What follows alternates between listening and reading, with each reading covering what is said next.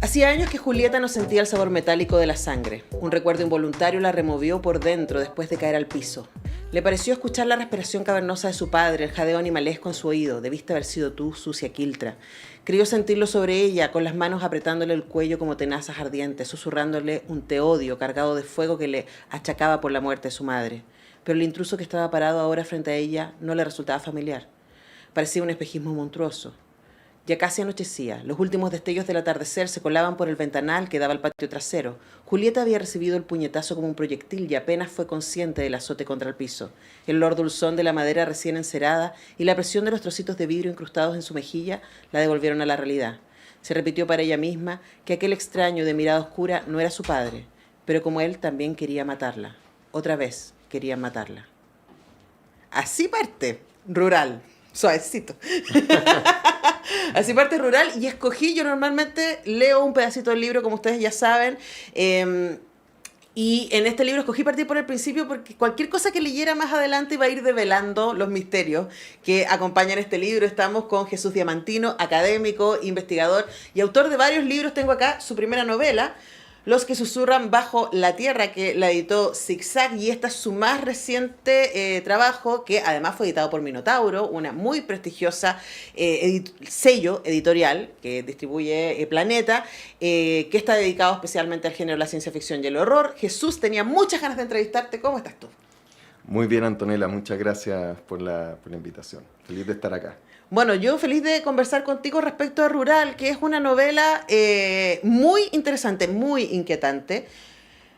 Iba a decir muy violenta, pero yo creo que es más inquietante que violenta, porque hay pocas escenas crudas a lo largo del libro, pero hay una atmósfera que rodea el libro durante todo el tiempo, ¿no? Y probablemente por donde yo quisiera partir tiene que ver con estas mixturas que tú haces y que nos recuerdan que el horror siempre es contextual.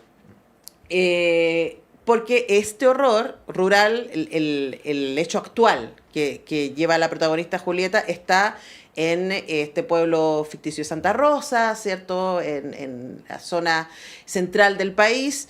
Pero está ligado, esto está sucediendo a principios de los 90, más o menos, y está ligado con las violaciones a los derechos humanos en dictadura, y está ligado a tradiciones del folk horror, que le dicen, ¿cierto?, que tienen que ver con estas fuerzas primigenias de la naturaleza que son hambrientas y quieren sangre, diríamos, ¿no? Entonces hablemos de tu interés por hacer esos cruces contingentes de nuestra historia con estos mitos, ¿no?, que son parte del horror universal, pero también nacional. Sí, la verdad es que mi interés por el horror siempre, bueno, ha estado desde siempre, ¿no? Siempre digo que tengo la suerte, de verdad me siento una persona muy afortunada de poder escribir horror, enseñar horror y estudiar horror. En mi ¡Qué horror! pasión, qué horror. En mi gran pasión. Y de cierta manera, Rural es como una especie de congregación de muchas pasiones en torno al horror. En ese sentido, yo, si bien hay un escenario que es el escenario de la dictadura y particularmente los horrores de la CNI que están ahí puestos como un escenario contextual, pero también hay otro escenario, no es solamente el escenario del contexto chileno, sino también está la Alemania nazi, están los horrores de Villa Baviera. Sí. Entonces hay un cruce más bien del concepto del mal, que generalizado, transversal. Entonces esa es la forma que quise trabajar también la novela, no solamente adentrarme en un solo contexto determinado, no hablar no fue mi intención, debo ser sincero en eso, de proponer una problemática política en particular, sino más bien reflexionar sobre el horror y sobre la maldad, particularmente en términos ya muy generales. Ahora, yo pensaba, ayer justo estábamos discutiendo en esto en clase sobre el mal, ¿no? Ni más ni menos. Y yo propuse un par y quizás estaba cruzada por lo que estaba leyendo, ¿no? El mal puede venir de una herida, ¿cierto? Como en el caso de Julieta, que es la protagonista, que no diríamos una persona mala, pero ya va a ejercer actos de violencia, producto de varias heridas que están ahí. Y otra cosa tiene que ver también con el poder, pero siempre el poder, creo yo, y aquí Jesús, tú que lo has estudiado más, está ligado con la identidad. Y aquí los villanos solo existen en base a que necesitan ser, existir, y el lugar que ellos encuentran para existir es el lugar del poder y la dominación. Y ese también es una cosa que se repite, ¿no? A lo largo del horror. Hablemos como tú lo trabajaste ahí. O sea, creo que si esto, no sé, estoy pensando en la universidad, si esto fuera una prueba de control de lectura, te sacáis un 7, porque eso, lo he dicho, sabes que lo he dicho en muchas entrevistas como análisis propio de mi... Yo no las leía. De la novela, que justamente eso, para mí eso es el mal, ¿no? La dominación, porque la dominación y todos los personajes, es difícil en rural. Y eso fue bastante intencional, pero es difícil en rural pensar en un villano. Ni siquiera el monstruo ni la deidad principal que está ahí colada dentro del libro, podríamos decir tampoco que es un villano, porque también es el resultado de otros abusos, de otros poderes que se imponen. Y de cierta manera Julieta también tampoco podemos decir que es buena o que es mala concretamente. Que tampoco. Tampoco, así es. Ninguno, o sea, quizás un personaje por ahí, ¿cierto? El toro que es un torturador. Que es un torturador horrible, el único, tal vez que podríamos decir que la maldad ahí no tiene ningún matiz. Bueno, pero, aparece Corbalán por ahí, sí. Aparece Lucía Iriart por ahí. Sí, claro, sí, deslizándose entre... Claro. Deslizándose es una buena palabra. Sí, claro, sí, es verdad, sí. Pero la verdad es que para mí, ¿cierto? La maldad tiene que ver mucho con eso, porque los personajes acá son personajes que en algún momento, a excepción de Julieta, ambicionaron un poder. Y este poder es lo que lo ligó finalmente con el horror. Entonces, porque la novela tiene varias, ¿cómo decirlo? Varios escenarios históricos. Claro, ¿cierto? Varios momentos históricos. Y en todos esos momentos podríamos decir que lo que coinciden o convergen es precisamente en estas ansias desmedidas y monstruosas por el poder. Y eso es lo que finalmente genera el horror, tal como tú lo mencionabas.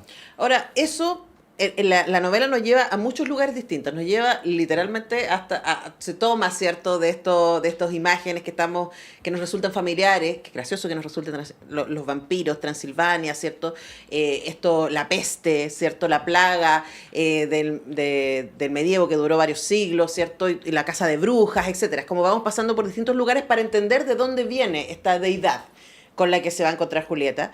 Quería preguntarte también sobre ese ejercicio, porque como estudioso del género, me imagino que resulta súper evidente que hay ciertos temas, hay ciertos tonos, hay ciertos personajes incluso, como los vampiros o como las deidades del folk horror que aparecen una y otra vez, pero luego esto es Chile y tú escribes desde Chile. Entonces hablemos de cómo tú haces el ejercicio de decir, esto es lo que podemos mostrar desde acá.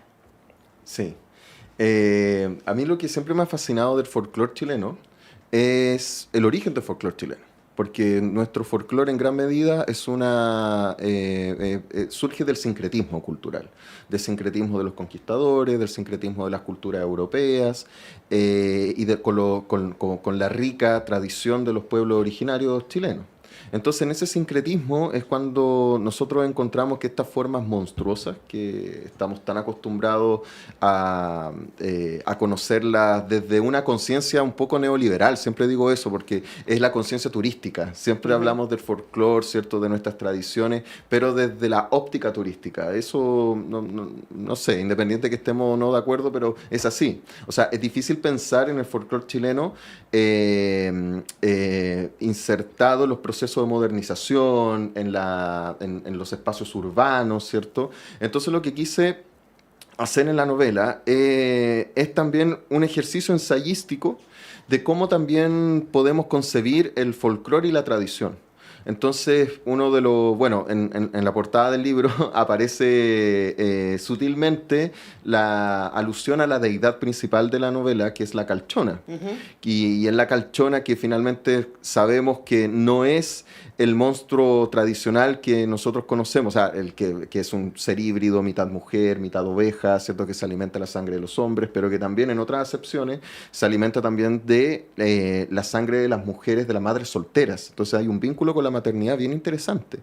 Pero ¿de dónde proviene esto? Entonces ahí fue cuando empecé a establecer lazos que son ficticios, por cierto. El lazo de la deidad principal, cuál es el verdadero origen, que lo conocemos después cuando me inserto en la cultura, en el periodo de los nazis, ¿cierto?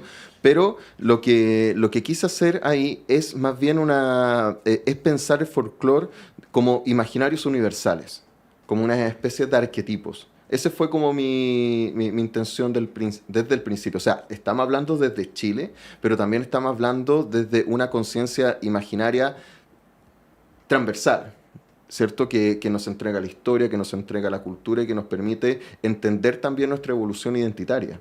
Entonces, desde ese punto, me propuse hacer esta especie de ensayo, porque algo que ha llamado la atención de algunos críticos, de algunos lectores, es que la novela en algunos momentos se lee como una especie de ensayo, como una especie de investigación, como una especie de falso documental, acerca de una investigación, ¿cierto? Acerca de la persecución o la investigación respecto a seres monstruosos o el imaginario de seres monstruosos europeos. Pero la forma en que llegan a Chile, eso está inventado, pero de alguna manera es una reflexión sobre cómo entendemos y la importancia que estos seres que están velados desde mi punto de vista por esta conciencia neoliberal turística, en realidad son parte de nosotros. Y ahí están, ¿no? Bueno, porque el poder y el mal están ahí dando vueltas constantemente, pero a mí me parece que siempre es interesante detenerse en lo identitario, ¿no? De lo identitario estoy pensando tanto de lo idiosincrático, aquello que tiene que ver con qué nos define, pero también aquellos que nosotros abrazamos como estos somos, ¿no? Y en ese sentido, estaba pensando, como hablábamos antes cuando ustedes estaban escuchando la canción, que en el mundo académico hay cierta distancia, incluso en los mundos literarios, ¿cierto? Hay cierta distancia respecto al género, tanto de la ciencia ficción como del horror, del que yo soy súper ultra fan. Y una cosa que yo he aprendido con el tiempo es que, leyendo sobre todo, es que ahí hay reflexiones que son absolutamente trascendentes en términos epocales y en términos de reflexiones éticas, de lo que es humano, ¿no? Y quería preguntarte sobre si tú crees que estamos asistiendo como a un momento, gracias a escritoras como Samantha Schweblin o Mariana Enríquez y otras en Chile, Francisca Solar, el Pancho Ortega, tú mismo, que están como reivindicando esa tradición y diciendo, ojo, esto además es alta literatura. Exactamente, totalmente de acuerdo contigo. Yo creo que existe una tradición, incluso en la literatura chilena. Yo tengo un libro que se llama Geografía del Miedo, que es un ensayo académico donde intento trazar una línea del desarrollo del género en Chile. Y hago pesquisas desde el siglo XIX hasta mediados del siglo XX. Eso editó Cuarto Propio, ¿no? Lo editó Cuarto Propio. Vamos a buscar. Sí. Y ahí nos damos cuenta que la tradición chilena, si pensamos en José Victorino Lastarria con la novela Don Guillermo, pasando por los cuentos brujeriles de la Marta Brunet, ¿cierto? De los imaginarios oníricos de la María Luisa Bombal, en los monstruos folclóricos de Gonzalo... de Rojas, y Donoso con El obsceno pájaro de la noche, el mismo Bolaño con Nocturno de Chile.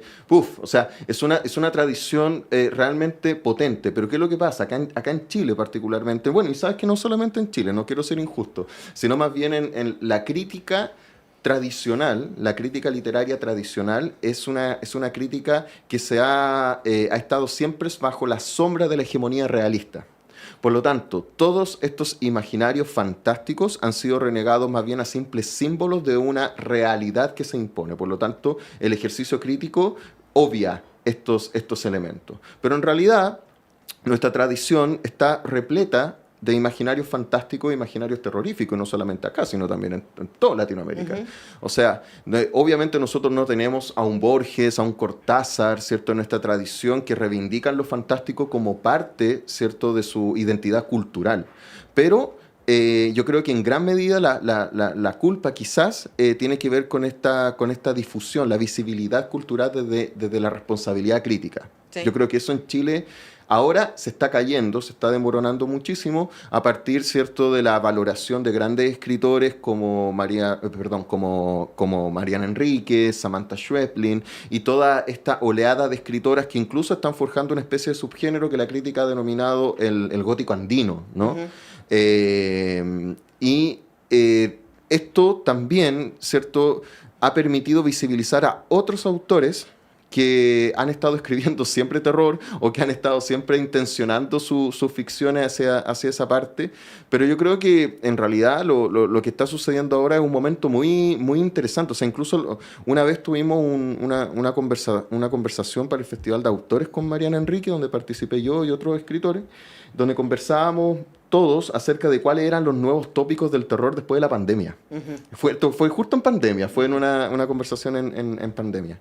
Y sabes que todos esos, todos coincidíamos es que el horror iba a tener un resurgimiento muy fuerte ahora. O sea, además que en tiempos inciertos como los que vivimos. Absolutamente. Por tantas razones. Sí, hay tantos monstruos posibles. Claro, pero fíjate que la pandemia es interesante porque lo que queda de la pandemia, en el fondo uno siempre va a pensar, claro, pues los coletazos de ficción van a ser imaginarios posapocalípticos pero eso ya estaban antes, ¿cierto? Lo que están ahora es, por ejemplo, el miedo al encierro, lo que nos dejó el encierro, la soledad, la locura, el miedo al otro, en un momento todos pensábamos, ¿cierto?, que el amigo, que la pareja, que todos, ¿cierto?, la familia, todos eran enemigos y eran monstruos que nos podían contagiar y nos podían matar. Por lo tanto, quedó ahí, ¿cierto?, cierta pulsión de horror al momento de relacionarnos con otros. Y estas nuevas ficciones, de manera inconsciente, creo yo, están retomando esos tópicos. Sí, además me parece muy interesante también, y también recordaba una entrevista con Mariana Enrique, que la pueden revisar ahí en nuestro YouTube, en el Cuestión de Gusto, que hablábamos de que ella, como periodista, algunas de las imágenes más horrorosas de sus libros son imágenes de crónica. Como un cuerpo de un niñito mutilado y puesto al sacrificio, para la muerte, etc. Y que lo que ella hace es vestir eso de ficción para traernos de vuelta el horror, porque estamos tan acostumbrados a las imágenes ominosas que dejan de afectarnos.